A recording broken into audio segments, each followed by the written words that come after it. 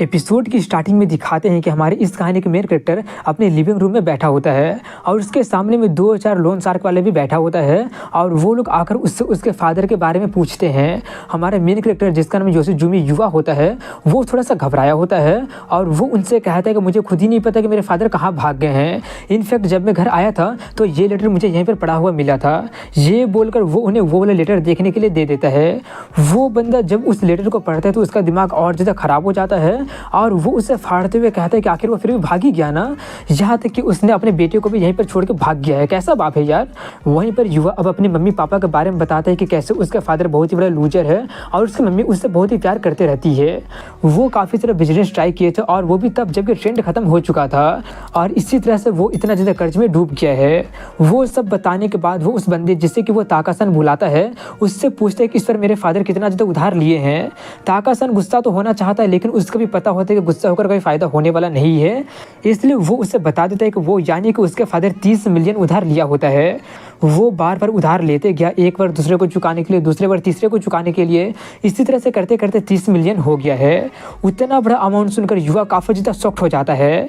तभी युवा कहता है, ओ मैं ये बताना भूल गया कि मैं इन बंदों से डरता नहीं हूँ क्योंकि मैं ताकासान को प्राइमरी स्कूल से जानता हूँ। हालांकि ये टफ गाय दिखता है मगर वो हमेशा मेरे साथ काइंड ही बर्ताव करते आया है।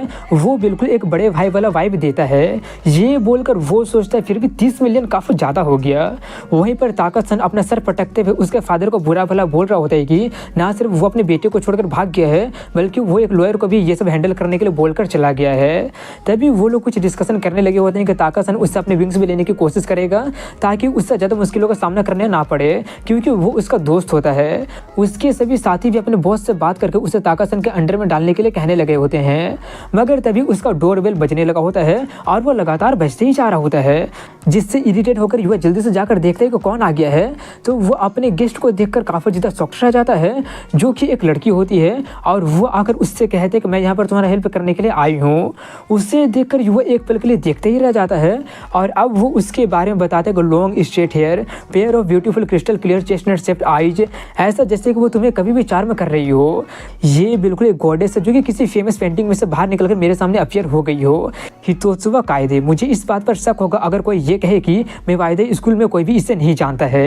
ये एक ऐसी ब्यूटी है जो कि national high school girls miss contest में जापान की सबसे प्रिटिस्ट गर्ल की ग्रैंड प्रिक्स को जीती है।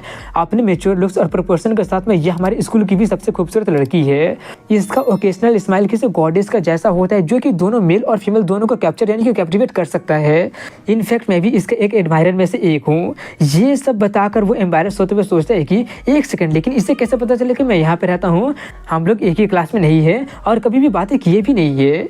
युवा ये सब सोच ही रहा होता है कि तभी वो उसके थोड़े से करीब जाते हुए पूछती है, क्या हो गया, तुम्हारा चेहरा इतना ज़्यादा लाल क्यों हो रहा है, कहीं तुम्हें कोल्ड वोल्ड तो नहीं हो गया है ना। उससे अपने उतना करीब आता देखकर वो थोड़ा सा पैनिक करते हुए कहने लगा होता है कि बिल्कुल नहीं, मैं तो बिल्कुल ठीक हूँ, एकदम हेल्दी हूँ, देखो मैं बिल्कुल ठीक हूँ। लेकिन फिर भी कायदे उसके सर पर हाथ रखकर टेम्परेचर चेक करने लगी होती है जिससे उसका चेहरा और ज़्यादा लाल होने लगता है। वहीं पर वो उससे कहते कि तुम्हारे टेम्परेचर को देखकर लग रहा है कि तुम्हें हॉस्पिटल चले जाना चाहिए। युवा जल्दी से उससे दूर होते हुए कहा था, मैं बिल्कुल ठीक हूँ, जरूर तुम ये सब इमेजिन कर रही होगी। ये बोलकर वो उससे पूछने लगा होता कि तुम यहाँ पे क्या कर रही हो और मेरा हेल्प करने से तुम्हारा क्या मतलब है। वो पूछते क्या तुम मुझे अपने घर में इन्वाइट नहीं करने वाले हो। युवा काफ़ी ज़्यादा कंफ्यूज होने लगा होता है कि उन सबके अंदर में होते हुए वो उसे अंदर लेकर नहीं जा सकता है क्योंकि उसके हिसाब से वो काफ़ी ज़्यादा डर जाएगी। युवा कंफ्यूज हो ही रहा होता है कि तभी वहाँ पर वो लोग आकर पूछते हैं कि कोई गेस्ट आया है क्या। उन्हें आता देखकर युवा और ज़्यादा पैनिक करने लगा होता है क्योंकि अब हालत उसके हिसाब से उसके हाथ से निकलने वाला होता है। मगर तभी एक बंदा पूछता है, क्या तुम हितोत्सुवा कायदे हो। ये बोलकर वो और उसके कुछ साथी उसके बारे में काफ़ी ज़्यादा तारीफ करने लगे होते हैं, बातें करने लगे होते हैं कि ये इन पर्सन तो और ज़्यादा क्यूट है। अपने साथियों को उतना ज़्यादा एक्साइटेड होते देखकर ताकासान थोड़ा सा कंफ्यूज होकर उनसे उस लड़की के बारे में पूछ लेता है। इसलिए वो लोग थोड़े से शॉक्ड रह जाते हैं और कहते हैं कि आप इसके बारे में नहीं जानते हैं। ये बोलकर वो लोग उसके बारे में भी उससे बता देते हैं। तभी कायदे ताकासान का पूरा नाम, उसका पोजीशन और वह किस ऑर्गेनाइजेशन से एफिलिएटेड है सब कुछ बताकर कहते हैं कि मुझे तुमसे कुछ बातें करना है। अपने बारे में वो सभी बातें एक छोटी लड़की के मुँह से सुनकर वहाँ पर मौजूद सभी लोग काफ़ी ज़्यादा शॉक्ड रह जाते हैं और युवा सोचते हैं कि इसका वर्ल्ड के ब्लडी साइड से कोई लेना देना तो नहीं सही है ना। ये सोचकर वो ताका-सान की तरफ देखता है, जहाँ पर उसका बदला हुआ एक्सप्रेशन देखकर वो घबराते हुए उसे समझाने लगा होता है। मगर ताका-सान कहता है कि वो सब अलग चीज़ें है। ये बोलकर वो उसे साइड में कर उससे पूछता है कि बताओ कि तुम्हें मेरे बारे में पता कैसे चला। हितोत्सुका अपने बारे में बताकर कहते लगता है कि तुम मेरे बारे में भूल गए हो। ये बोलकर वो स्माइलिंग फेस के साथ में ही उसका काफ़ी ज़्यादा मजाक भी उड़ा देती है, जिससे युवा काफ़ी ज़्यादा शॉक्ड रह जाता है कि ये क्या कर रही है। ताका-सान बहुत ही कैपेबल मैन है। इनफैक्ट वो अपने जॉब में इतना अच्छा है कि वो काफ़ी कम उम्र में ही अपने ऑर्गेनाइजेशन के सेकंड पोजीशन में आ गया है। बस अब मुझसे ये मत पूछने लगना कि वो कैसा काम करता है। वहीं पर ताका-सान उसकी सभी बातें सुनकर थोड़ा सा पैनिक करने लगा होता है, मगर पूरा कोशिश करते कि किसी को भी ना पता चले कि वो पैनिक कर रहा है, और उससे पूछ लेता है कौन हो तुम। वो कहती हितोत्सुका इचोरियो का नाम सुनकर तुम्हें कुछ याद आया।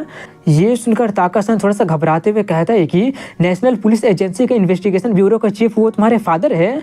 वो कहते नहीं, वो मेरे अंकल है, लेकिन वो भी मेरे फादर के जैसे मुझ पर काफ़ी ज़्यादा डोट्स करते हैं। अगर मैं उनसे कुछ फेवर मांगूँ तो वो जरूर अपने अथॉरिटी का मेरे लिए अब्यूज कर सकते हैं। ताका-सान थोड़ा सा घबराते हुए पूछता है कि तुम्हें क्या चाहिए। वो कहते हैं ज़्यादा कुछ नहीं, बस योशिजुमे में से अपना पूरा का पूरा कनेक्शन काट लो।